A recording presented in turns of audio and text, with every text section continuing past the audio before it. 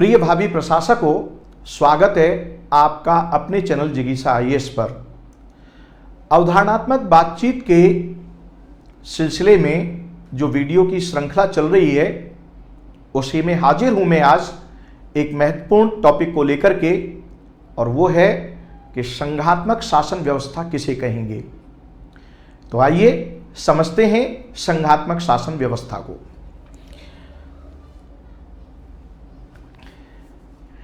देखिए, संघात्मक शासन व्यवस्था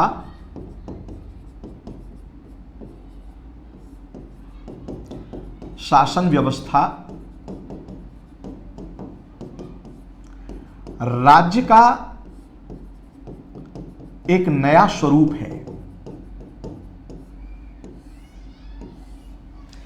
यानी मानव सभ्यता ने राज्य के एक नए स्वरूप का विकास किया है। और ध्यान दीजिएगा, ये राज्य का नया स्वरूप विकसित हुआ है सबसे पहले कहां, आधुनिक संदर्भ में अगर हम बात करें तो अमेरिका में 1770 के दशक में। इसको किसने विकसित किया है? अमेरिका में हुआ है, और 1770 के दशक में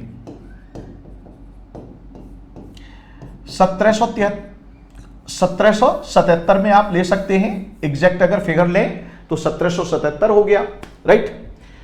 तो ध्यान से समझने की बात है ये कि राज्य का नया स्वरूप कैसे है। ये पहले ये आप जान लीजिए, फिर हम बात करेंगे कि संघात्मक शासन व्यवस्था को लेकर के कि इसका मीनिंग क्या है, इसका कॉन्सेप्ट क्या है और इसकी चारित्रिक विशेषताएं क्या है। इतना ही आज चर्चा का विषय रहेगा, और उसमें भी पूरी तरह से कॉन्सेप्ट की क्लैरिटी को लेकर के। तो आइए देखिए, आप ये पढ़ते चले आ रहे हैं कि जो राज्य होता है, इस राज्य के 4 कंपोनेंट होते हैं। एक कंपोनेंट है कि निश्चित भूभाग होगा, दूसरा कंपोनेंट है इसका कि इस भूभाग में निवास करने वाली जनसंख्या होगी, तीसरा कंपोनेंट है कि इसकी एक सरकार होगी, और चौथा कंपोनेंट है संप्रभुता का। किसका? संप्रभुता का। ये आप पढ़ते चले आ रहे हैं, और जब आप ये पढ़ते चले आ रहे हैं तो ये शासन का कैसा है? एकात्मक स्वरूप है। एकात्मक स्वरूप कैसे हुआ कि पूरे देश की एक टेरिटरी हो गई, एक कंट्री की टेरिटरी हो गई, निश्चित भूभाग, उस टेरिटरी में निवास करने वाली जनसंख्या हो गई, उस टेरिटरी के लिए एक सरकार हो गई, राष्ट्रीय सरकार हो गई, और वो सरकार कैसी है? संप्रभु है, जिस पर बाहर की किसी भी सरकार का कोई नियंत्रण नहीं है, या बाहर की किसी भी शक्ति का कोई नियंत्रण नहीं है। वह स्वतंत्र रूप से अपना निर्णय लेने में समर्थ है। ये आप पढ़ते चले आ रहे थे, ठीक है। अब ये जो संघात्मक शासन प्रणाली है, ये नया स्वरूप कैसे हुआ? अब जरा इसको समझ लीजिए।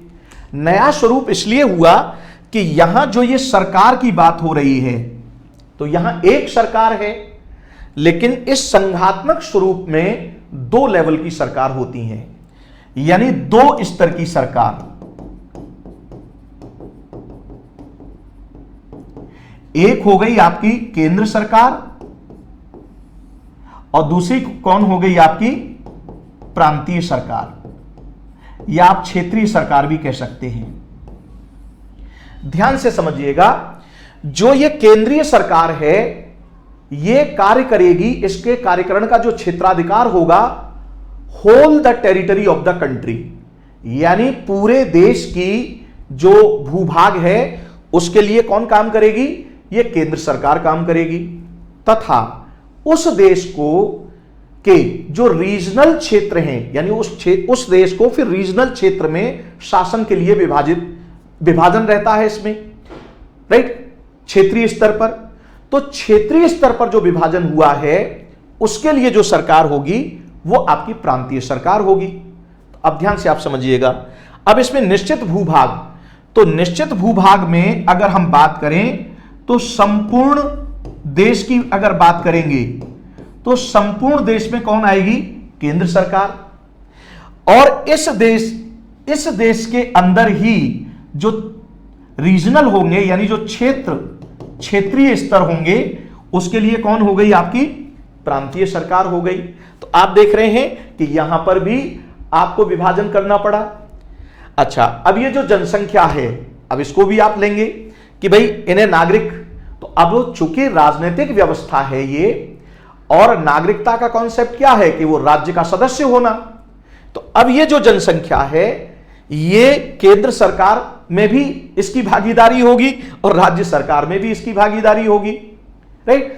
तो अगर राज्य सरकार के मामले में भी इसको नागरिकता रहेगी और केंद्र सरकार के मामले में भी इसकी नागरिकता रहेगी, यानी दोनों स्तर के जो राज्य हैं, दोनों स्तर की जो राजनीतिक व्यवस्था है, उनमें इसको क्या मिलेगी? सदस्यता मिलेगी। और उस सदस्यता को ही हम क्या बोलते हैं? नागरिकता कहते हैं। अब बात आती है संप्रभुता की।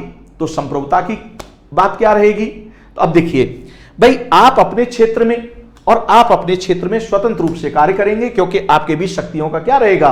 बंटवारा रहेगा, राइट। तो अब आप देखेंगे कि ये जो संप्रभुता है, ये केंद्र सरकार के पास तो निश्चित तौर पर रहेगी कि बिना किसी बाह्य दबाव के स्वतंत्र निर्णय लेने में समर्थ होंगे।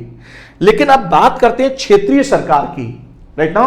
तो क्षेत्रीय सरकार को लेकर के इस संप्रभुता की बात, यानी स्टेट लेवल की गवर्नमेंट में बात नहीं की जाएगी, राइट ना। ये इसमें एक मूलभूत फर्क है।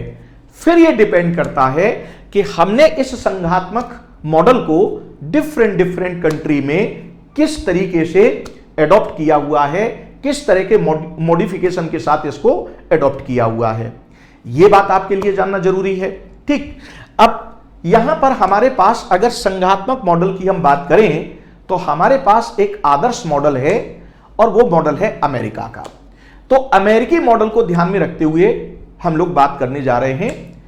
और ध्यान से आप समझिए कि जो अमेरिकी मॉडल है संघात्मक शासन व्यवस्था का, इसका उद्भव और विकास कैसे हुआ, तो जरा समझ लीजिए इसको कि जब छोटे छोटे राज्य यानी स्मॉल स्टेट हैं, जो सैन्य रूप से यानी सैनिक रूप से भी कमजोर हैं और आर्थिक रूप से भी कमजोर हैं, यानी जब छोटे छोटे राज्य हों और वो कोई बड़ा राज्य उनको कभी भी क्या बना सकता है? अपना गुलाम बना सकता है। उनकी आर्थिक कमजोरी भी है। तो अब ऐसी स्थिति में अगर ये राज्य समान स्थिति वाले, जैसे एक राज्य ये हो गया, एक राज्य ये हो गया, एक राज्य ये हो गया, एक राज्य ये हो गया, एक राज्य ये हो गया, यानी दो या दो से अधिक राज्य, और वो कैसे होने चाहिए कि वो आर्थिक रूप से भी कमजोर हों और सैन्य रूप से भी कमजोर हों। तो अपनी इस कमजोरी को दूर करने के लिए ये जो स्वतंत्र राज्य हैं, ये एक समझौता करते हैं और उस समझौते के माध्यम से ये एक संघ को जन्म देते हैं, एक केंद्र को जन्म देते हैं। और जन्म कैसे देंगे कि उस समझौते में ये अपनी कुछ शक्तियों को छोड़, उस शक्तियों को त्याग करके किसको देते हैं? संघ सरकार को दे देते हैं कि भाई आपकी विषय वस्तु इन पर होगी। और वो विषय वस्तु क्या होगी?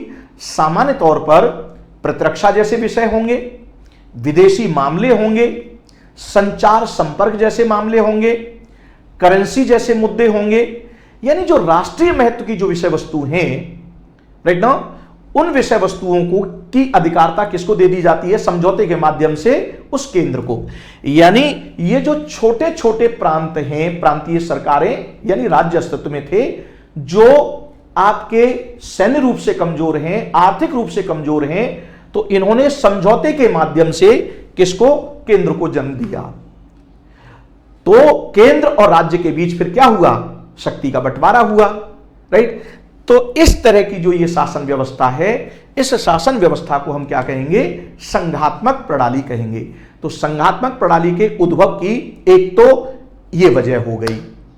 संघात्मक प्रणाली की बाद में एक और वजह डेवलप हुई, एक और आधार डेवलप हुआ, और वो आधार ये था कि बहुत बड़ा देश है, राइट, जैसे भारत है, जैसे रशिया है, इस तरह की जो बड़े बड़े कंट्री हैं। तो अगर केंद्र में बैठी हुई सरकार अगर क्षेत्रीय स्तर के फैसले लेगी, तो क्षेत्रीय स्तर पर फैसले लेते लेते गुड गवर्नेंस नहीं दे सकती, सुशासन नहीं दे सकती क्षेत्रीय स्तर पर रीजनल मैटर को लेकर के। तो अब ऐसी स्थिति में अब इसने क्या किया कि ठीक है भाई, राष्ट्रीय महत्व के जो विषय हैं वो केंद्र सरकार के पास रहेंगे और स्थानीय और क्षेत्रीय महत्व के विषय हैं वो प्रांतीय सरकारों को डेलीगेट कर दिए जाएं, यानी उनको सौंप दिए जाएं। राइट? तो ध्यान दीजिएगा, अमेरिकी जो मॉडल है वो इंट्रीगेशन के माध्यम से डेवलप हुआ। किसके माध्यम से? इंट्रीगेशन के माध्यम से। लेकिन जो रशियन मॉडल है राइट नाउ, ये किसके अकॉर्डिंग? राइट? या आप कहिए कि कनाडा का जो मॉडल है ये किसके द्वारा डेवलप हुआ? ये हुआ आपका डिस इंट्रीगेशन को लेकर के, यानी कि स्थानीय स्तर पर यानी क्षेत्रीय स्तर पर सुशासन देने के लिए सरकार का एक नया स्तर आपने क्या कर दिया? डेवलप कर दिया। तो चाहे इस आवश्यकता की वजह से और चाहे जो अमेरिका में जो डेवलप हुआ उस आवश्यकता की वजह से, जब दो लेवल की, एक ही कंट्री में जब दो लेवल की सरकारों की स्थापना की जाती है और वो अपने अपने क्षेत्राधिकारों में स्वतंत्र रूप से कार्य करने में उनको अधिकृत कर दिया जाता है, तो ऐसी शासन व्यवस्था को हम क्या कहेंगे? संघात्मक शासन व्यवस्था कहेंगे। और इस प्रकार राज्य का ये एक नया स्वरूप हो गया। तो अब आइए इसको कलमबद्ध करते हैं कि आपको 2 लाइन में कैसे लिखना है, 50 शब्दों में कैसे लिखना है, 150 शब्दों में कैसे लिखेंगे, इसी समझी हुई बात को। तो अमेरिकी मॉडल को जो एक आदर्श मॉडल समझा जाता है उसके आधार पर हम समझते हैं संघात्मक प्रणाली क्या है। तो आइए, अगर हम संघात्मक शासन व्यवस्था की बात करें फेडरल गवर्नमेंट की, तो फेडरल गवर्नमेंट का मतलब होता है कि federal government is a government in which powers are divided between the 2 level of government, that is one level is central government and second level is regional government या state government by the constitution। अब ये division किसके द्वारा किया जाएगा? by the constitution which powers divided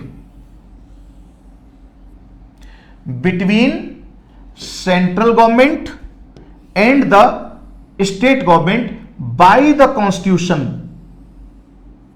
itself। ये most important बात है, यानी संविधान के द्वारा ही केंद्र सरकार और राज्य सरकार के बीच शक्तियों का बंटवारा किया जाए और ये दोनों ही स्तर की सरकारें अपने अपने क्षेत्राधिकार में स्वतंत्र रूप से कार्य करें and both the government operate in their respective jurisdiction independently. Such type of government is known as federal government. उसको हम क्या कहेंगे? फेडरल गवर्नमेंट कहेंगे। तो फेडरल गवर्नमेंट में 2 लेवल की गवर्नमेंट हो गई, एक सेंट्रल गवर्नमेंट और दूसरी क्या हुई? State government. आइए अब इसको हिंदी में समझ लेते हैं। संघात्मक शासन व्यवस्था, आप स्क्रीनशॉट ले सकते हैं। संघात्मक शासन व्यवस्था एक ऐसी शासन व्यवस्था होती है जिसमें संविधान के माध्यम से केंद्र सरकार और राज्य सरकार के बीच शक्तियों का स्पष्ट बंटवारा किया जाता है तथा ये दोनों स्तर की सरकारें अपने अपने क्षेत्राधिकार में स्वतंत्र रूप से कार्यकरण करती हैं। यानी केंद्र सरकार राज्य सरकार के मामले में हस्तक्षेप नहीं करेगी और राज्य सरकार केंद्र सरकार के मामले में हस्तक्षेप नहीं करेगी। तो इस तरह की जो शासन व्यवस्था होगी उस शासन व्यवस्था को हम संघात्मक शासन व्यवस्था कहेंगे, संघात्मक प्रणाली कहेंगे।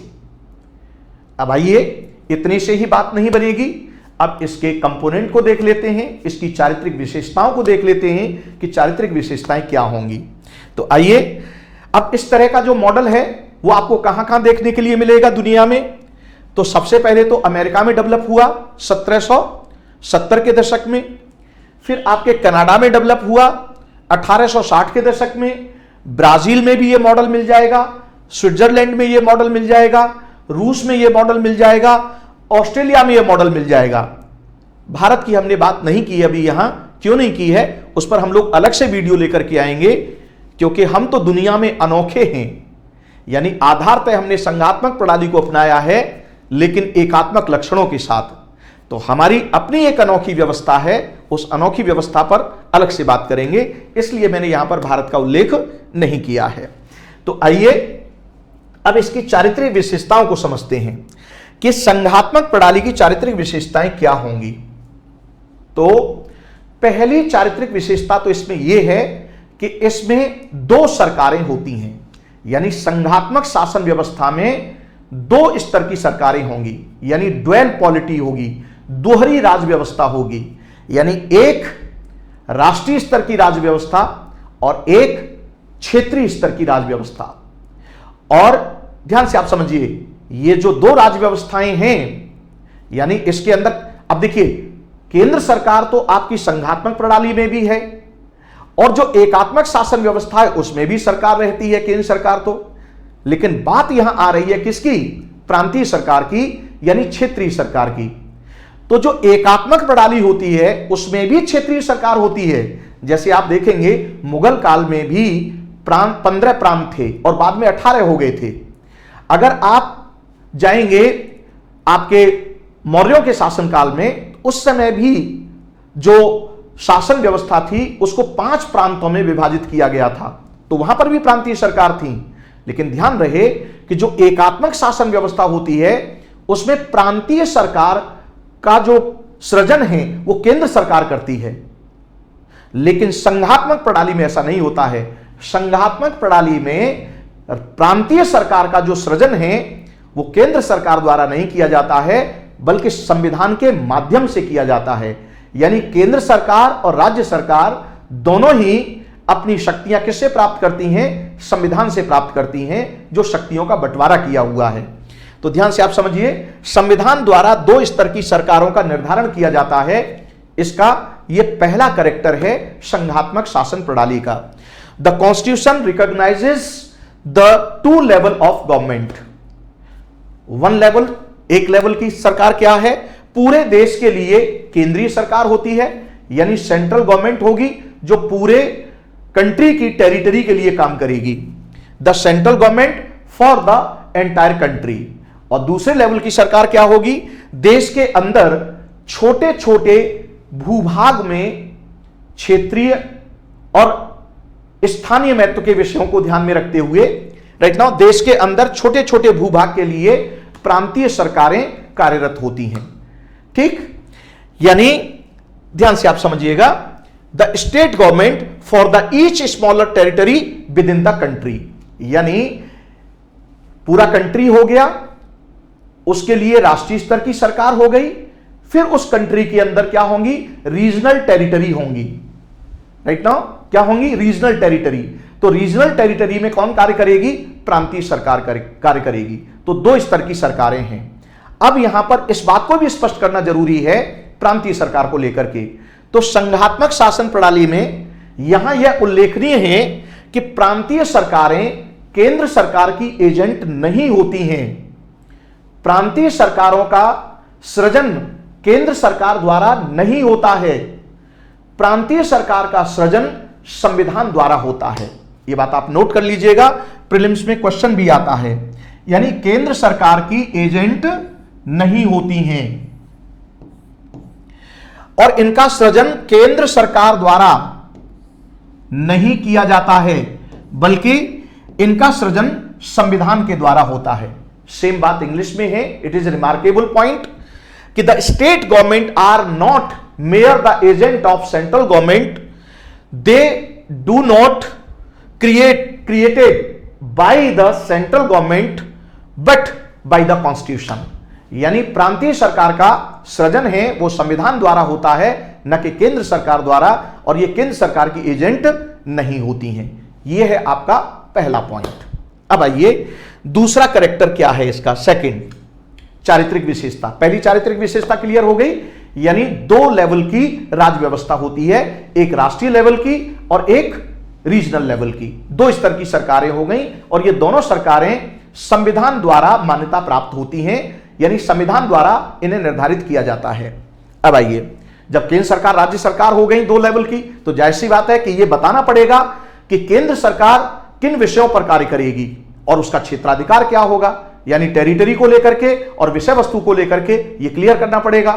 प्रांतीय सरकार के लिए भी यह क्लियर करना पड़ेगा कि आपकी विषय वस्तु क्या होगी और आपका जो टेरिटरी है वो क्या होगा, यह स्पष्ट करना पड़ेगा। तो इसी को बोलते हैं डिवीजन ऑफ पावर, यानी कि केंद्र और प्रांतीय सरकार के बीच संविधान द्वारा शक्ति का स्पष्ट बंटवारा किया जाता है। किसका? शक्तियों का स्पष्ट बंटवारा किया जाता है। तो ध्यान दीजिएगा, संघात्मक शासन प्रणाली का एक प्रमुख कैरेक्टर होता है शक्तियों का बंटवारा।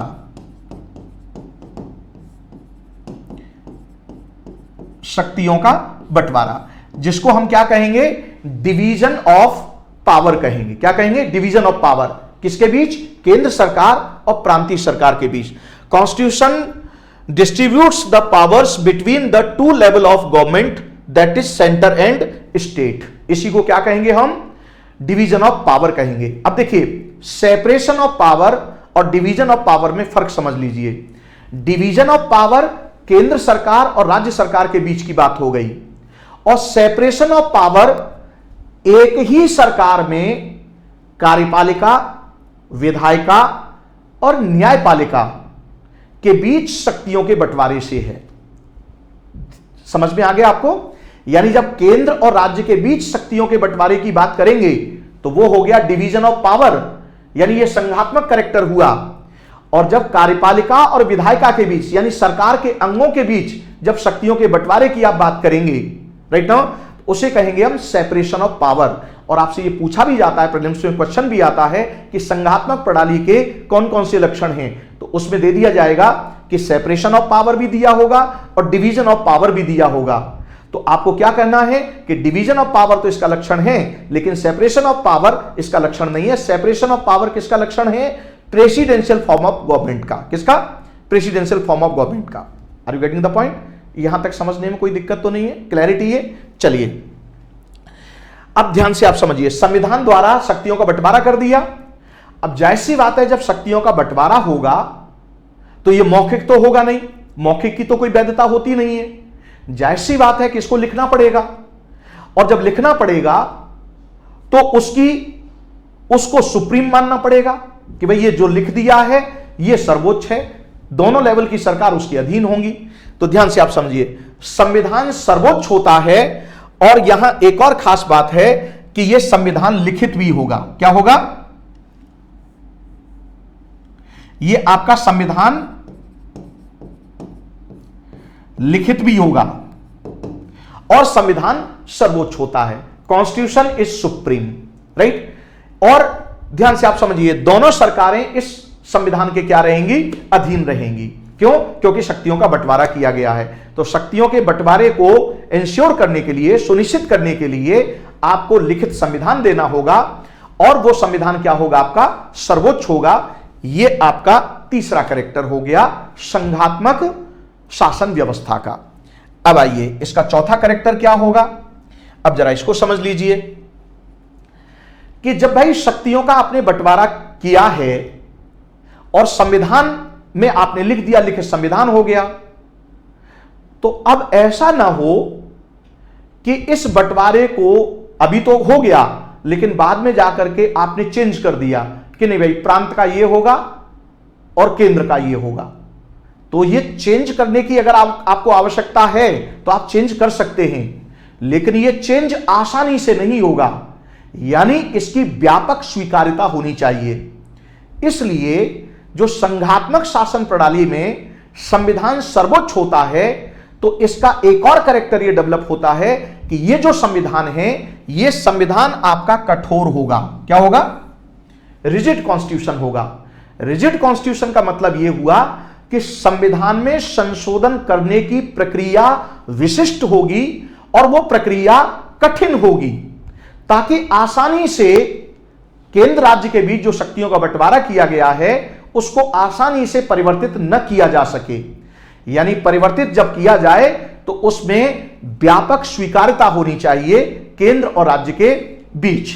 ऐसा नहीं है कि कुछ लोग मिलकर के ही उसमें क्या कर दें? चेंज कर दें। इसलिए इसमें विशिष्ट बहुमत की बात की जाती है, और अमेरिका में तो बहुत ही टफ है, ये अत्यंत टफ, दुनिया का सबसे कठोर संविधान है तो वो आपका अमेरिका का है। बहुत कठिन है वहां के संविधान में संशोधन करना।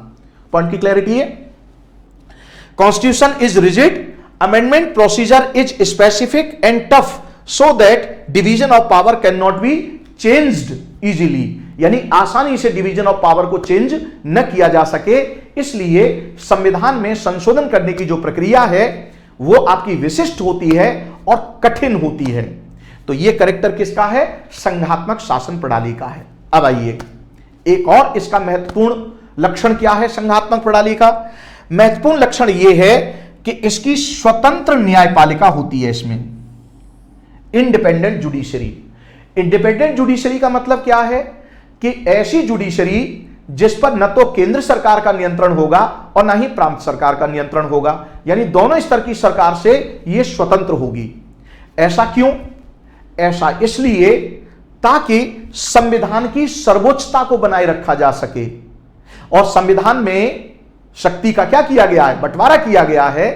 तो यानी संघीय बंटवारे को बनाए रखा जा सके। ऐसा ना हो कि ऑपरेशन के दौरान, यानी जब केंद्र सरकार कार्यकरण कर रही है, प्रांतीय सरकार कार्यकरण कर रही है, तो ऐसा ना हो कि ये एक दूसरे के क्षेत्राधिकार में अतिक्रमण करने लगे। तो क्षेत्राधिकार के अतिक्रमण को रोकने के लिए, यानी कि संविधान की सर्वोच्चता को बनाए रखने के लिए, राइट नाउ शक्ति विभाजन को बनाए रखने के लिए हमें स्वतंत्र न्यायपालिका की आवश्यकता होती है। तो संघात्मक प्रणाली में स्वतंत्र न्यायपालिका होती है और इसके पास न्यायिक पुनरीक्षण की शक्ति होती है, जुडिशियल रिव्यू की। और जुडिशियल रिव्यू की शक्ति का मतलब क्या हुआ कि केंद्र सरकार ने कोई कार्य किया है या राज्य सरकार ने कोई कार्य किया है, कानून, मूलतः तो कानून की बात आती है, तो जो कानून बने हैं, क्योंकि उन्हीं के आधार पर कार्यकरण होगा विधि के शासन में, तो कानून के लेवल पर ही अंकुश लग जाता है कि आपने जो कानून बनाया है वो संविधान सम्मत है या नहीं। अगर वो संविधान सम्मत नहीं है तो न्यायपालिका उसे विधि शून्य घोषित कर देती है। अच्छा, एक और बात निकल करके आती है यहां कि अगर मान लीजिए कि जब केंद्र सरकार कार्य कर रही है या प्रांतीय सरकार कार्य कर रही है और संविधान के किसी प्रोविजन को लेकर के उनमें संदेह पैदा हो जाता है कि भाई इसका मतलब क्या है, कहीं ऐसा ना हो कि हम इस पर कानून बनाएं और वो केंद्र के क्षेत्राधिकार का अतिक्रमण मान लिया जाए, या केंद्र सरकार ये कहे कि भाई हम इस पर कोई कानून बनाएं या इस पर कोई कार्रवाई करें तो कहीं ऐसा ना हो कि ये प्रांतीय सरकार के क्षेत्राधिकार का अतिक्रमण हो जाए। तो जब इस तरह की कोई बात निकल करके आती है, यानी कॉन्स्टिट्यूशनल फैक्ट की बात आए या लॉ के फैक्ट की बात आए, राइट नाउ, यानी तथ्य की बात आए जो विधि से जुड़ा हुआ हो या कॉन्स्टिट्यूशन से जुड़ा हुआ हो, तो यह न्यायपालिका ही उसका अंतिम निर्वचन करती है, फाइनल इंटरप्रिटेशन करती है। और इसका इंटरप्रिटेशन केंद्र सरकार को भी मानना होता है और राज्य सरकार को भी मानना होता है। तो यह कैरेक्टर हुआ आपका पांचवा, किसका? संघात्मक शासन प्रणाली का। आइए, यही बात इंग्लिश में कही गई है। There is independent judiciary which not controlled by any of this government, it gives the final interpretation to the constitutional matters which must be accepted by the all। सभी के द्वारा उसका मानना बाध्यकारी है। तो यह है आपकी संघात्मक शासन व्यवस्था। आइए इसको एक बार पुनः नटशेल में आपको क्लियर कर देता हूं। संघात्मक शासन प्रणाली राज्य का एक नया स्वरूप है। राज्य का नया स्वरूप इसलिए हुआ क्योंकि इसमें दो स्तर की सरकार होती है, जिसमें केंद्र सरकार और राज्य सरकार के बीच शक्तियों का स्पष्ट बंटवारा होता है, उनका क्षेत्राधिकार स्पष्ट निर्धारित कर दिया जाता है और इस क्षेत्राधिकार जो बंटवारा हुआ है इसी को कॉन्स्टिट्यूशनल डिवीजन ऑफ पावर कहा जाता है। और इसके लिए एक लिखित संविधान होता है जिसमें यह बातें स्पष्ट कर दी जाती हैं और वो संविधान सर्वोच्च होता है। केंद्र सरकार और राज्य सरकार के क्षेत्राधिकार परिभाषित हुए हैं उसमें। यह संविधान कठोर संविधान होता है ताकि जो केंद्र राज्य के बीच शक्तियों का बंटवारा किया गया है उसे आसानी से परिवर्तित न किया जा सके। इसलिए संविधान में संशोधन करने की एक विशिष्ट प्रक्रिया होती है और वो कठिन प्रक्रिया होती है।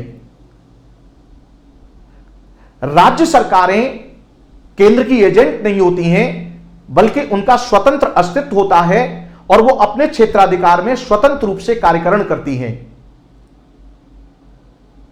स्वतंत्र न्यायपालिका होती है जो संविधान की सर्वोच्चता को बनाए रखती है, यानी केंद्र सरकार और राज्य सरकार के जो कार्यकरण हैं उनकी संवैधानिकता की जांच करती है, और अगर वो संविधान सम्मत नहीं है तो उस कार्य को वो विधि शून्य घोषित कर देती है। तो यह है आपकी संघात्मक प्रणाली, और इसका सबसे पहले उद्भव जो हुआ वो अमेरिका में हुआ।